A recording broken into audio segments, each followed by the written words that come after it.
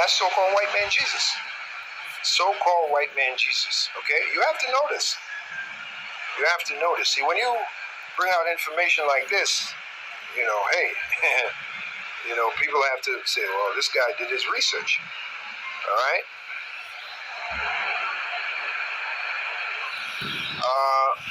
It says, but it probably does represent a grain measure and symbolizing one's ability to learn new information by having an open mind with an empty cup. Serapis was the main idol figurehead at the Library of Alexandria during the ancient Egyptian and Roman alliance. I should say ancient Egyptian and Greek and Roman alliance.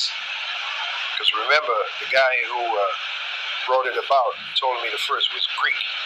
He was not a Roman, he was Greek. Well, the Romans are actually Greeks. But that term Roman didn't come about till years later, after the Greek Empire started dwindling. Okay? So let's get back to the video. Character of Serapis, which later became the Egyptian god Serapis Chritsus. Ptolemy was a powerful ruler in ancient Egypt who left a lasting legacy. Today, we will delve into his life and explore how he created a deity that would come to be known as a key inspiration for the biblical Jesus Christ we know today. Did you hear that? Those are facts, man. Now, you notice, right? Now, check this out. This image of so-called white man Jesus, very famous, with his hands stretched out, that was the same posture that Serapis Chritsus had in the temple called Serapium, which they're going to show you that. The same posture with the arms opened out, arms open wide, like he's trying to hug the world. It's the same posture that Serapis Chritsus had in the temple known as the Serapium. There was a huge, giant image in that temple called the Serapium. And there were some accounts that I read where the image seemed to be levitated in the air. The way they skillfully put it together, the Greeks, the way they put it together, it seemed like that giant image was just floating in the air. Okay? So that's all part of the witchcraft, man. And a lot of Israelites used to go into the Serapium, into the temple, Serapium, and pray to that image, pray to that God. Again, Isaiah the 30th chapter. They trusted in the shadow of Egypt.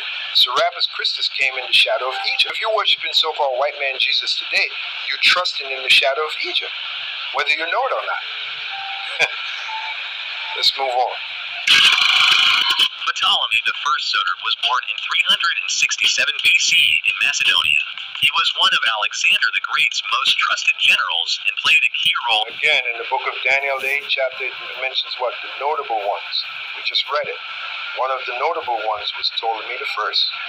So Ptolemy the First was not a figment of history's imagination. Ptolemy the First actually existed.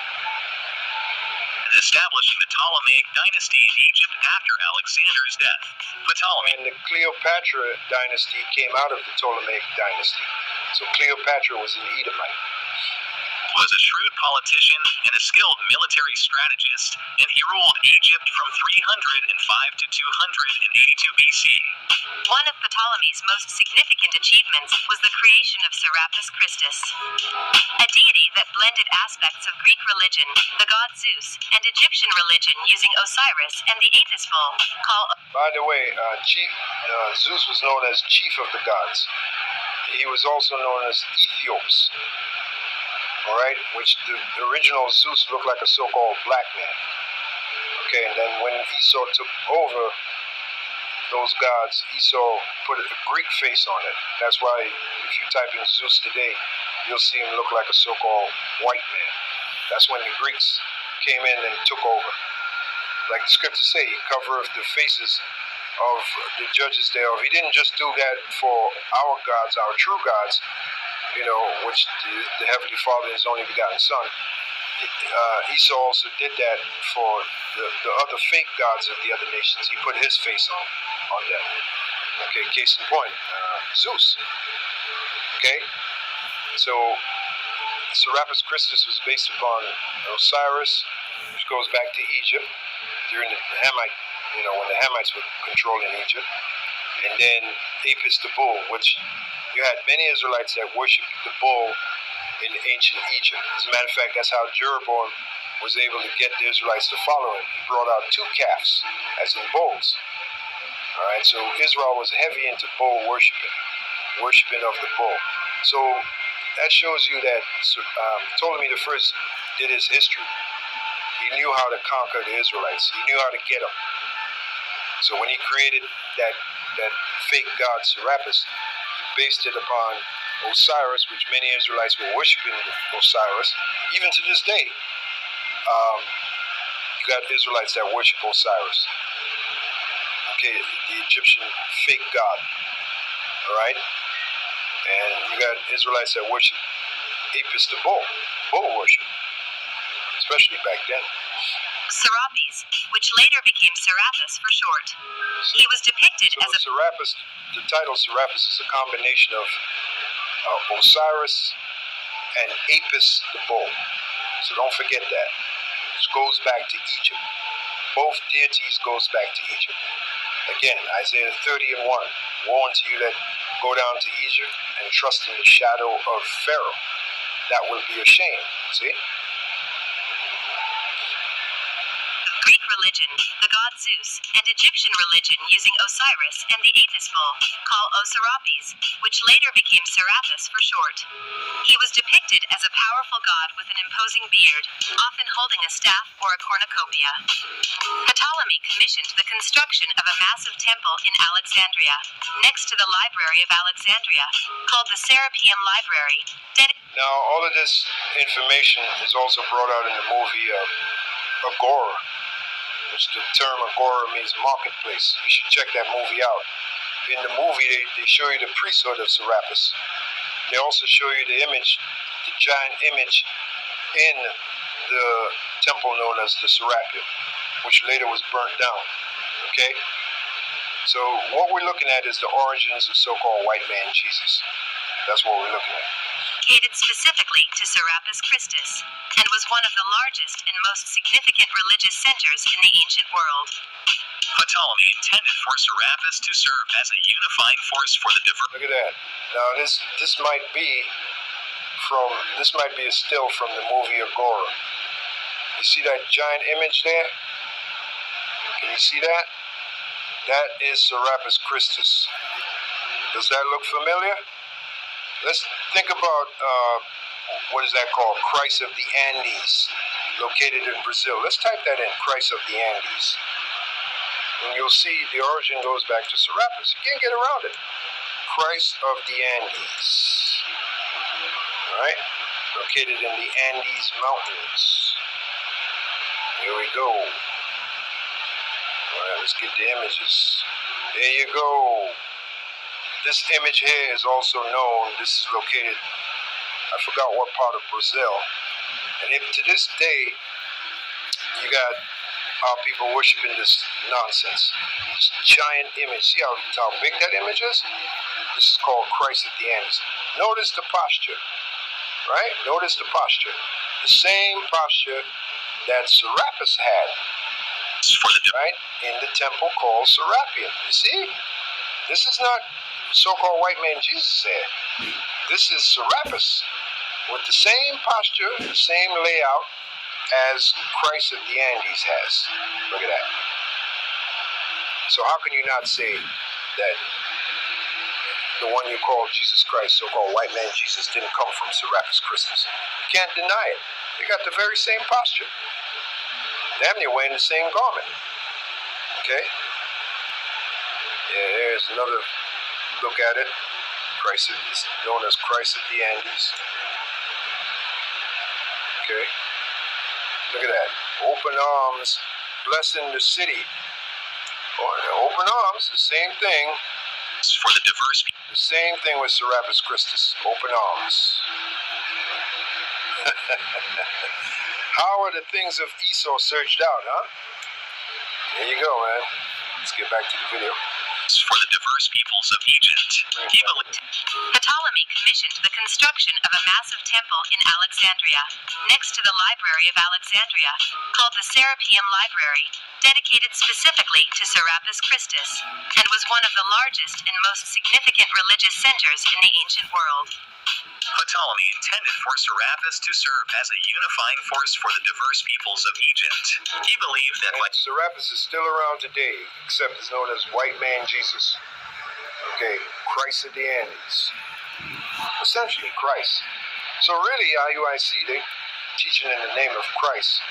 Jesus. Christ. They're really teaching Serapis Chritsus. That's really what they're coming in the spirit of Serapis Chritsus. What do they know on that? creating a deity that combined elements of both Greek and Egyptian religion, he could bridge the gap between these two cultures and bring his people together. Serapis was seen as a powerful deity who could bring prosperity, fertility, and protection to his worshippers. The same thing with today.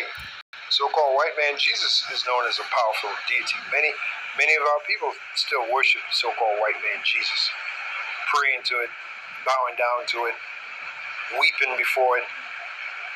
You know? As time went on, Serapis gained popularity not only in Egypt, but also in other parts of the Mediterranean world. His cult spread to Greece and Rome, and eventually, he became a key inspiration for the Bible. So you had something called the cult of Serapis. Again, that's most likely what the Apostle Paul was talking about when he talked about another Jesus. If someone come to you preaching another Jesus, you might well bear with them. Okay? But be aware of them. Yeah.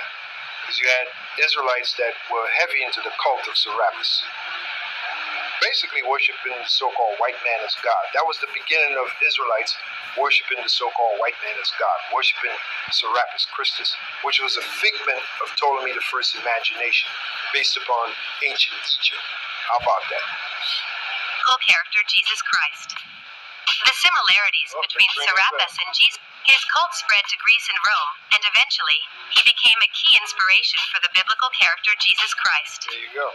The similarities between Serapis and Jesus are striking. It is striking, like the Christ of the Andes with the arms, particularly the arms stretched out. It's the same posture Serapis had in the temple known as Serapeum. The arms were stretched out. So there's no way you can tell me that so-called white man Jesus didn't derive from Serapis Chritsus. Both were depicted as powerful saviors who could perform miracles, heal the sick, and bring salvation to their followers. There you go. See this video for And by the way, you had little statuettes of Serapis that many Israelites had in their homes. They had little statuettes. I believe that's brought out in the movie of Gore. You had this one bishop that was cursing out Israelites, cursing them out for worshiping Serapis. He made fun of the so-called God. He said, how the hell can a God have a flower pot on his head? What kind of God is that? I forgot the name of the bishop. Anybody find that name of the bishop, they can put it in the comment section. He was a thorn in the side of those that worship Serapis, which, by the way, were being called Christians. How about that? What similarities between these two? In conclusion, Ptolemy I Soter was a remarkable figure in ancient history who left a lasting legacy through his creation of Serapis Chritsus. The deity he created became the unifying force for the diverse peoples of Egypt and inspired countless worshippers throughout the Mediterranean world. Today, Serapis serves as a reminder of the enduring power of religion and the incredible influence that a single individual can have on the course of history and religion itself. So there you go. So now you know, like Paul Harvey used to say, now you know the whole story. Okay? Now you know how so-called white man Jesus came about. It's based upon Serapis Chritsus. So I hope you were edified by this lesson. If you was, drop a line in the comment section. And as usual, on to the next one.